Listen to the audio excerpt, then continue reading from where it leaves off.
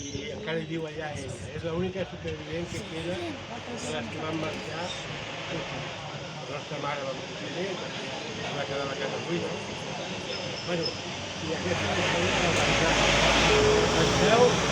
Penseu que en aquella època que jo era petit, no n'hi havia ni ciment, Perquè es feia una idea. Quan érem petits, aquest carrer d'aquí jugàvem a futbol. Posàvem dues pedres, eren les porteries, i jugàvem al futbol. I molt de vegades en quan passava un cotxe, molt de vegades en quan s'adaptava, però perquè us doneu una idea, al carrer jugàvem al futbol. quan xutàvem a la porteria d'allà, com el porter no la paris teníem d'anar a buscar. Tenia que anar a buscar-la al pont. Però Bueno, vamos, perquè us feu una idea. al vespre dels estius es feien les taules al carrer i els veïns jugaven per al carrer. Fresquets, llavors quan s'acabava, amb una taula es posaven a jugar a cartes els homes i les dones s'anaven a una altra taula i feien l'enrotllada al WhatsApp. O sigui, avui en dia fem un grup de WhatsApp i parlem amb el WhatsApp. Llavors era sentar-se allà i s'explicava, no, les dones explicaven totes les històries que havien hagut aquell dia o aquella setmana aquí a aquest pla. Sí, perquè fulanit ha tingut això, venganit a l'altre, igual que es fa avui en dia. I llavors els nanos jugaven fins que acabaven rebentats. Molt important era aquest hort, perquè aquí jugàvem molt. Aquí hi havia, quantes figueres hi havia? 6, 7 figueres. 6 o 7 figueres. Hi havia un camp i aquí jugàvem molt, també.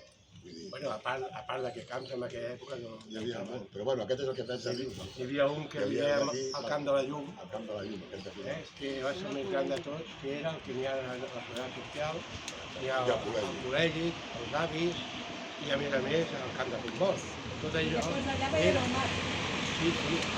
Allà veiem el mar. Sí, sí, sí. Dic jo perquè jo estava allà. I aquí també, que aquí n'hi ha una vista tremenda, que quan ells era el castell, que no n'hi havia res més, ells tenien la vista d'aquí fins al Garraf, fins a Montjuïc, i per la part aquesta d'aquí podíem veure Santa Maria de Sants. Perquè aquesta zona que feia baixada, i no hi havia vivendes al davant, podíem veure Santa Maria de Sants, Montjuïc tot, o sigui, tenien una vista tremenda per donar-se compte si venia algun vaixell a pirates a trobar. Llavors, quan venien, deien, aquesta història no està confirmada, però deien que sortia un ginet d'aquí, un soldat del castell de Bellvís, i anava a les portes de Barcelona a dir que les tanquessin perquè venien gent a espoliar, no? A robar les coses. Pirates, venien pirates. Bueno, de fet, anem a veure una cosa, el castell es va fer per defendre els pirates d'aquella època, perquè després va ressorgir el castell per lluitar contra els pirates d'aquesta època, que són tots els que han fet tantes vivendes, tant negoci, i ens han destruït el barri. I no han deixat ni... Coneixeu algun parc que n'hi hagi terra? La Marquesa. Per exemple, els excursions. La Marquesa una mica. Una miqueta, I el parc de la Teniu explicat també que el mar Mediterrani, el mar, arribava aquí baix. Pues arribava, No, era quan hi havia els llibres. Ja acabem.